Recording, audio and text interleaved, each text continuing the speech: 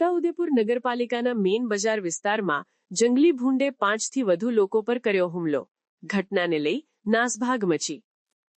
છોટાઉદેપુર નગરપાલિકા વિસ્તારમાં રખડતા ભૂંડ પકડવા માટે નગરપાલિકા કોઈ કાર્યવાહી ન કરતા એક જ જંગલી ભૂંડે મુખ્ય બજારમાં આવી અને લારી ગલ્લા ચલાવતા નાના વેપારીઓને, ત્યાં અવરજવર કરતા રાહદારીઓ પર હુમલો કરી કરડવાનું શરૂ કરતા લોકોમાં ગભરાટ છવાયો હતો.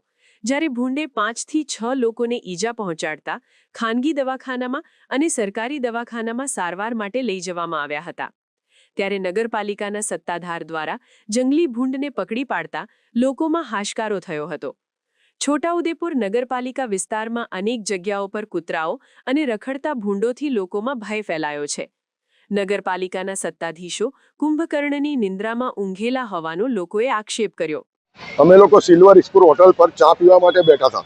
લક્ષ્મણ મહિના ત્યાં એ ભૂંડ આવ્યો અને 2 કારીગરોને પકડી લીધા. એણે ત્યાંથી એને છોડાયો તો એ દોડતો પાવર હાઉસ ચોકડી થઈ અને બજારની તરફ આવ્યો અને આ સામે એક દુકાન દેખાય છે એની અંદર પ્રવેશ કરી ગયો.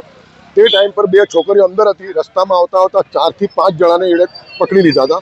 એમને છોડાવ્યા અને અમે બૂમો પાડીને પછી અંદર એ શટલની અંદર જ્યારે ગયું તે 2 છોકરીઓને બહાર કરીને એ શટલ મેં બંધ કરી દીધું દરવાજાની જોડે. આરીફ ચોકસી. હા, અમે જતા હતા બાઇક લઈને ચોકડી પરથી. સામેથી એટલો મોટા દાંત વાળો, અમે બધાને બૂમો પાડી કીધું કે આ ભાઈ ભૂંડળો આવે છે. તો પાલિકાના 4 માણસને બી દોડાયો.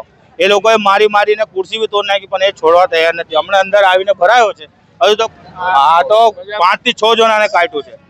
અમારા ત્યાં નવપુરમ પેલો સુરેશભાઈ ખારસિંગ વાળાને બી કાઢ્યું, પણ એ ભાગ્યો એટલે છોડી દીધું એને.